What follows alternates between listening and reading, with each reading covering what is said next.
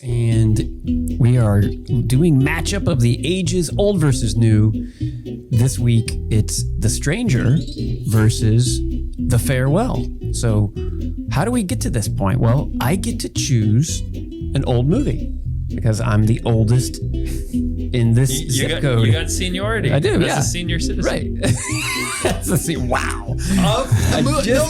Of Movie Crusade. I just jumped into AARP territory. Okay. You're not a senior citizen in real life, just in our Okay. All right. I'll take bubble. that. So I chose The Stranger, and I'm going to talk about The Stranger. I do want to bring note to, again, how do we get the new movie? We don't choose it. It kind of chooses itself, if you will. And we've got very similar IMDb and Rotten Tomatoes scores. And that's how we do this, right? So The Stranger versus The Farewell. And I'm going to jump right into why I chose The Stranger. First and foremost, I love Orson Welles and am a big fan of this movie. I was able to watch this with the whole family. That's what I love about most old movies, is I watched it with the whole family, even the kids. And they tracked with it. They went with it, and we had a great time with it. So this is Orson Welles' 8th movie, okay? And he broke into stardom at the age of 23 with the radio broadcast of War of the Worlds, which is something that I try to listen to every October. It's just an October thing. It scared people. It freaked people out. Yeah, they went nutso over it. Anyway, what's ironic is that he was in massive hot water. They were going to press charges against him, and thankfully he kind of got out of that. He was very remorseful, and they did say at the beginning of the broadcast that this is not real. Yes, H.G. Wells. Right, but that was that's how Orson Welles got his big break. He did. He was a prodigy, though. He was a child prodigy. He did theater at the age of 16 in Ireland. Yeah. So he was a fan of being an actor, and he certainly did a great job in this movie. Orson Welles was born in 1915, so he was 31 years old at the time of this movie, and he died in 1985, and he died weighing over 350 pounds. He was ginormous. Now, really, we've talked about Fat Cardinal before. We have. And but never in this tone. It's never been like, oh man, that's sad. No, he was big. And Sam, I love your idea of trying to get a cardboard cutout of Fat Cardinal. I don't know if it'll fit. It won't fit in the studio, but we're going to try anyway. Back to The Stranger. The film's budget was $1 million. Now, what's $1 million in 1946? It's about $16.5 million today. So just keep that in mind. This film grossed approximately $3.5 million, so it definitely was considered a successful film. It was also the first motion picture to feature actual footage from the Holocaust. Wow. Okay, so that was and this was 46, right? Right after the end of the war in 45. Now, later on in Orson Welles' life, because he was in movies for up until the day that he died, he always downplayed The Stranger. A lot of people are like, tell us about The Stranger. And he's like, whatever. I don't really care. And he had that attitude because he was very upset at the producer, whose name was Sam Spiegel. He was a Hollywood rookie at the time. Sam, as the producer, Sam Spiegel, he cut and destroyed 20 minutes of footage that Welles directed and was essentially his biggest contribution to the film because the producer thought it just didn't fit. So he cut it and destroyed it. And that really upset Orson Welles. But I will say this movie gets better every time I watch it. And it is, even though it's Orson Welles' 8th movie, and I think, I don't know if you guys have seen, Sam, have you seen Touch of Evil? No, I have not. Okay, all right. I know you had mentioned that. I've seen that one, and that is also a great one. But this movie was start to finish.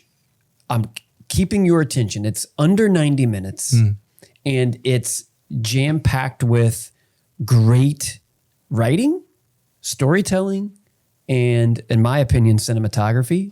So I love The Stranger. Huge fan of Orson Welles.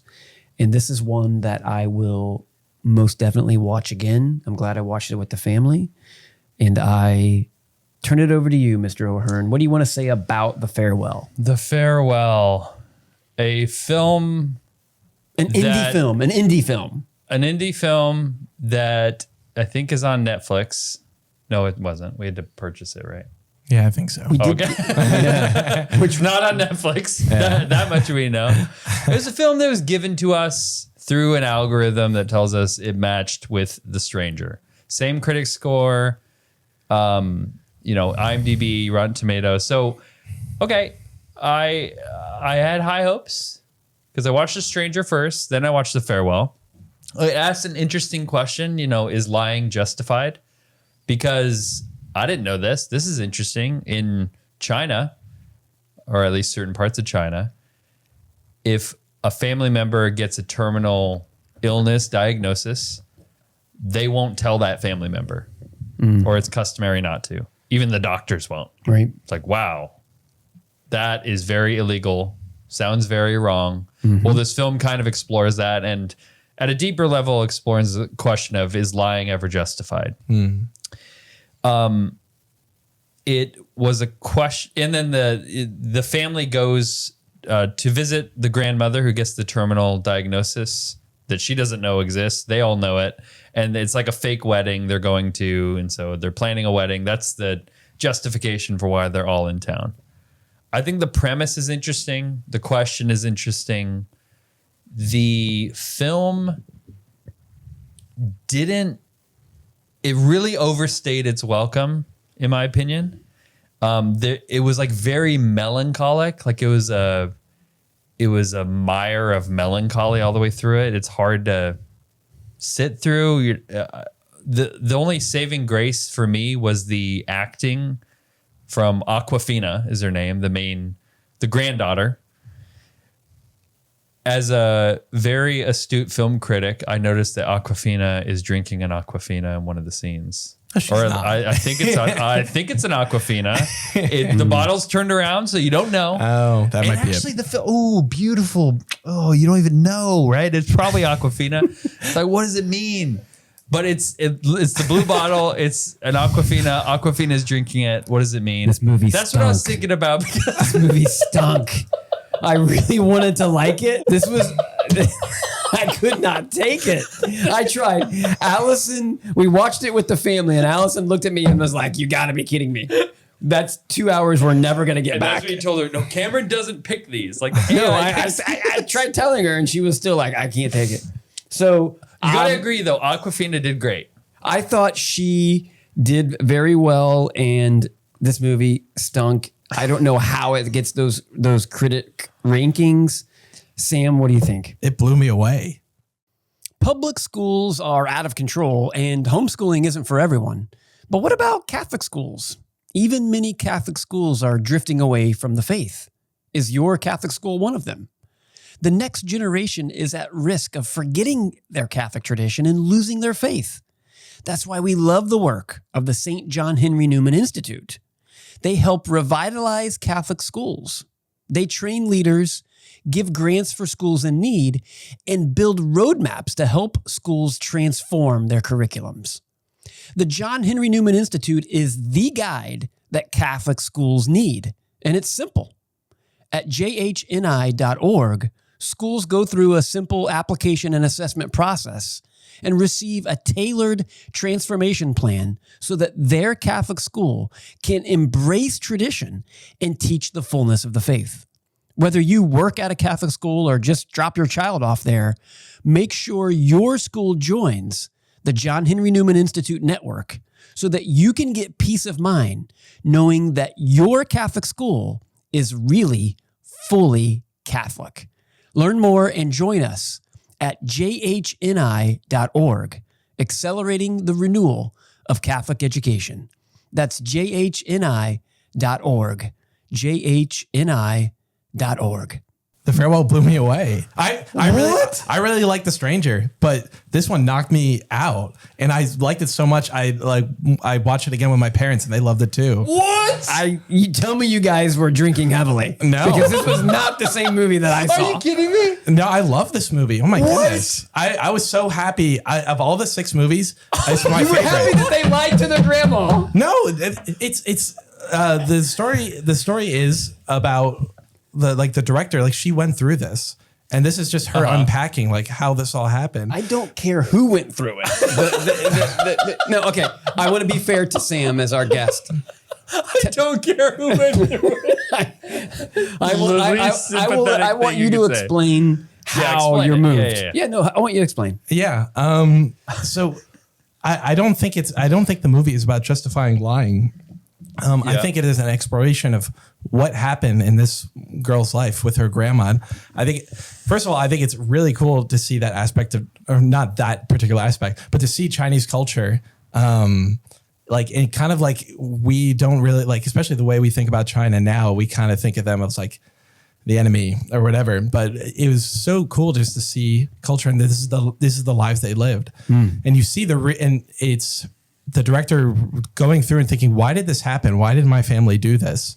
And looking through that her family has noble reasons for doing it. Now, so the director is basically Awkwafina in this. Is that what you're saying? Okay. Yes, yeah. So the line, I don't think the line is justified. And actually, Awkwafina's character shines because she questions it the entire time, and asks, and she never says like, "Oh, this was a good thing." Now, I'm not going to spoil how it ends, but the ending is what happened in real life. Yeah, if you could look, I mean, people could look up what happened because it is a real story. My thing is like, I think it would have been so much better as a documentary. I will give you that. Because of the fact that it's real, you have real characters. Yeah. That you can interview. It's like, wow, it's like one of those interesting premises is like, show me a documentary about that. The fact that it's like, we have characters on this journey. I wanted a journey. Like Awkwafina, for example, like she never said lying was justified, but she was just like going through it. It's just like, oh, we're doing it again. Oh, we're doing it again. I was like, hey, where's the consequences, or what is it? What's the meaning of lying? Like, because it's a real life story, they couldn't stretch it out. I have to say, because I sit in the middle and I don't have a beard, that I want to talk about The Stranger. Okay, because it was such a way better movie than The Farewell. Okay. I will say this. That to me is a quintessential indie movie. It was so poorly put together that you're right. It should have been a documentary. And I don't care if Awkwafina or Snipafina, I don't care who it was or what they went through. I just didn't get it. I didn't get it. I'll never get it. But I do appreciate your opinion, Sam. I do want to go. Yeah, I just thought it was interesting. It was interesting. I didn't even get that. I wouldn't even say it's bad. I was just saying it's interesting. I thought it stunk. I wouldn't waste my time again. What I will waste my time on is The Stranger, because that is mystery. That is film noir. I want you to tell me what you think about The Stranger. The Stranger. So I watched. This is like the third 1946 movie I watched. Like about it for a couple of weeks. That was the theme. I've mentioned things about movies of this time period that are like clumsy in their editing or pacing, and then this film shows up and it's like perfect, nearly perfect. Yeah. Like it's the framing is perfect. I think of the shot of, so it's called The Stranger, and there's this shot of the husband coming into the bedroom and his shadow comes in first and just like hovers over everything, over like the bed and everything. And the wife is there and she's like recognizes her husband, but you get the sense it's like he is a stranger in his own house. And that's what it explores. So I think the Stranger film leaps over the generation it's in. And just like, it's a film. I love that, like you said, tightly packaged. And then when it ends, it just ends. Like it's done. It's just like no fluff. It's just like boom. It came to an end. We told a story. We punched it in the face and it's done. I wish, here's what I wish. The wife found out something. And I don't know if it's a spoiler to say. She found out something. Yeah. I wish we as an audience found out when she found out, because it still would have been interesting to see this detective. It's like, why is he so fascinated with this guy? And then to have the film reels play, and then to have her realization was like, wait a second. So I just, obviously you can critique little things, but it was masterful. You know, the devil on the clock tower, like coming out when at the point in the film where his kind of mask is falling off. Being chased by St. Michael the Archangel with the sword. Exactly. There's a point in the film where the guy who's corrupted, right? He's offered salvation from someone who also was corrupted and who found Christ, offers him salvation. And then the main character, Orson Welles' character, just utterly rejects it. That's right. And it's like, then you see the consequences play out. That's so right. it's a film that's like, it shows evil and goodness. The wife, there's a point in the film where she's saved because of her compassion. Yeah. That's the only reason she's saved. If she was like any other person, like she'd be dead. Yeah. But because she's a compassionate person, it's kind of that full triumphant theme. It's like, that's what saves her. And then I'll just say a few more things. There's a couple of lines that I thought were so good and so smart, so ahead of its time. I want to hear it. The detective decides to leave, but then he wakes up in the middle of the night and realizes, wait a second, only a Nazi would say that Karl Marx wasn't a German because he was a Jew. That's right. That's right. That was an amazing part of that movie. That Marx wasn't a German because he was a Jew. His Jewness meant he wasn't a German. The line, commit a crime and the world is made of glass. Like, I was like, dang, I don't even know what that means, but it sounds, I think I know what it means. It's profound. And then the line of, I won't even say the context to spoil anything, but Germany's closed in on you. Harper has closed in on you. This room is closing in on you. And you are closing in on you. Like, it was just justice. And the characters are so good. Like, the detective was, he was like unflinching in the face of evil and just like pure justice, just like descending upon this man. And yeah, I would rewatch it in a heartbeat. It was incredible. I want to rewatch it right now. Sam, you wouldn't rewatch The Stranger? I would. Okay. Yeah. Okay. Yeah. All right. I think that I am baffled of how much you like The Farewell. Can you tell me a little bit more about why you don't like it? I just, in my opinion, it was completely flatlined the whole time. Like, look, we get it. Your culture's different. You lie to your old people who are terminally ill. Like, okay, fine. But the way that they played it out, it was just too petty. Like, okay, you know, there were some points that were kind of funny. Like, okay, the grandma, made it a point that, hey, I'm putting this thing together, and this is a wedding, and it's really important. And he's marrying the only grandson that she's got is marrying a Japanese woman. And I'm not saying it was a completely horrible movie. I'm just saying that, to me, this was an indie movie that doesn't deserve those ratings, in my opinion. It was. I think it's interesting. Like, going back to my Alien analogy, like, let's say we had 100 movies every alien should watch. Just like movies that define humanity, which I think is a good metric, because we were asking, like, what makes a good movie, not just an entertaining movie. It's like, what is a encompassing movie that forms our moral personality?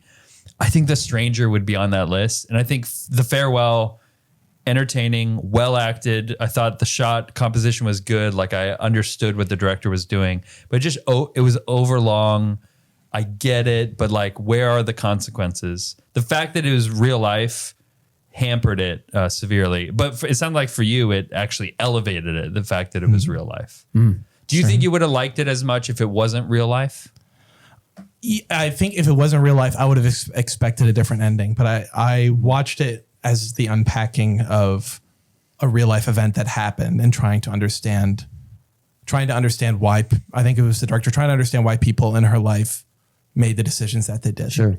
And I won't take anything away from how she as a character kind of fought that and questioned that. It's like, yeah, okay, I dig that. Like I totally dig that. I think that's an admirable thing. To me, this was a no-brainer matchup. I'm voting now. I'm going to go first. The Stranger, hands down. Sam, your vote? The Farewell, but Cameron? Is it hands down or with a, what would you say? I'd say they're both very good movies. The Farewell, just though, I think will stick with me longer. Okay. I would say The Stranger for all the reasons I said. I love that movie now. So we've got a winner, and it is The Stranger. I do want to mention one more quick fact about Orson Welles that I forgot to say. His favorite meal, 2 rare steaks and a pint of scotch. If you liked that clip, which I'm sure you did, then check out our other clips. And don't forget to go into the comments section and hype this bad boy. Don't make me get fat cardinal. Hype it now.